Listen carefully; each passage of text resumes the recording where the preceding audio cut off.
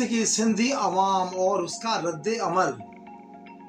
सिंध दरिया में से अगर मज़ीद 6 कैनाल और निकाल ली गई तो सिंधी अवाम को किन किन नुकसानात का सामना करना पड़ेगा।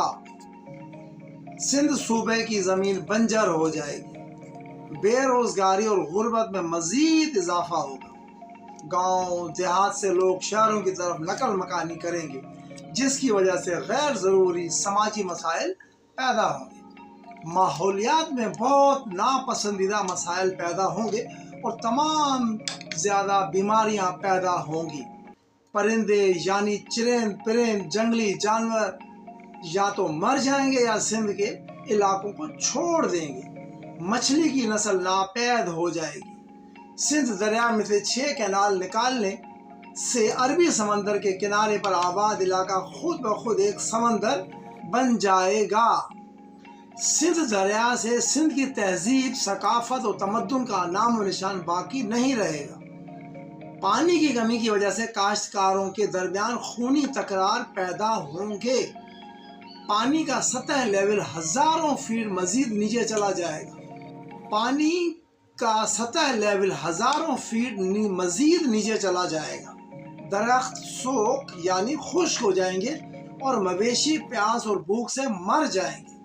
खुशियाँ ख़त्म और दुख जन्म लेंगे। सिंध के दर्द मजीद बढ़ जाएंगे। सिंध में हर तरफ दर्द ही दर्द होगा। हम सब एक आवाज़ बनकर एक ही बात करें, सिंध दरिया पर कब्ज़ा नामंजूर, कैनाल मजीद नामंजूर। सिंधी कौम की आवाज़। सिंध धरती के जियालो, उठो सिंध दरिया को बचाओ।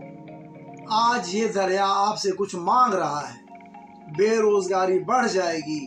हमारी आने वाली नस्ल पानी के एक एक बूंद को तरसेगी।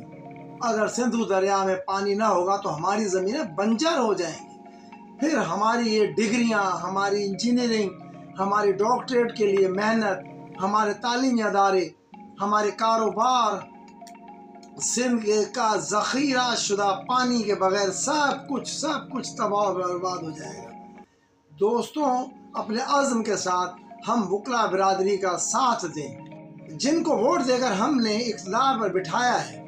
हम इन ताकतों को तंबीह करते हैं कि कैनाल नहीं निकलेंगी।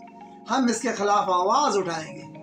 आपको इस बात का अंदाज़ा होना चाहिए, बल्कि इस वक्त को याद रखना बहुत ज़रूरी होगा कि माजी में जब जुल्फ़कार अली भुट्टो को जेल के अंदर डाला गया और फिर फांसी का ऑर्डर का ऐलान हुआ, तब भी उस वक्त के इत्तेहादी यक ज़बान थे कि फांसी नहीं होगी। अब भुट्टो कहाँ है? सिंध की गैरतमंद सिंधियों, उठो और सिंधु दरिया को सूखने से बचाओ। सिंध अवाम की मुख्तलिफ राय पर मबनी ज़ाविये। सिंध की सरजमीन पर सदियों से बहते दरिया सिंध हमारे सांसों का सरचश्मा है, लेकिन इन दिनों इस दरिया सिंध को जख्म देने की भरपूर कोशिश की जा रही है।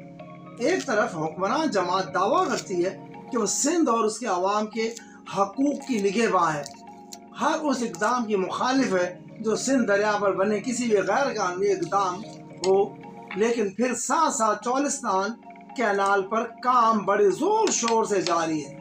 अगर हुकूमत वक्त ऐसे मंसूबों के ख़िलाफ़ है तो फिर सिंध में रहने वाले अवाम पर झूठे केसेस कैसे?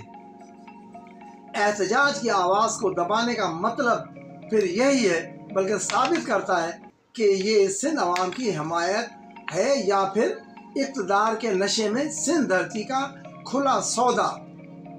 सिंध अवाम मुतनब्बा करती है कि हम पर इस सियासी, समाजी और मजहबी ग्रोह या सियासी जमात के ख़िलाफ़ हैं जो सिंध दरिया से मुंसलिक गैर कानूनी कैनाल बनाने या किसी भी सिंध दुश्मन मंसूबे के हामी हैं। फिर यहाँ तक कि ये मौजूदा हुकूमत हो या कोई और, पीर, मीर, मौलवी, सिंध हमारी धरती है, हमारी माँ है। इसके पानी पर और किसी का कोई हक नहीं, कोई इस पर ज़्यादती नहीं कर सकता। इसके ख़िलाफ़ हम आखिरी सांसों तक लड़ाई लड़ेंगे और अपना एहतजाज जारी रखेंगे। सिंध के अवाम को बेवकूफ़ बनाना बंद करो। अपने इक़्तिदार के लिए अपनी धरती माँ का सौदा मत करो, वरना तारीख़ आपको कभी माफ़ नहीं करेगी।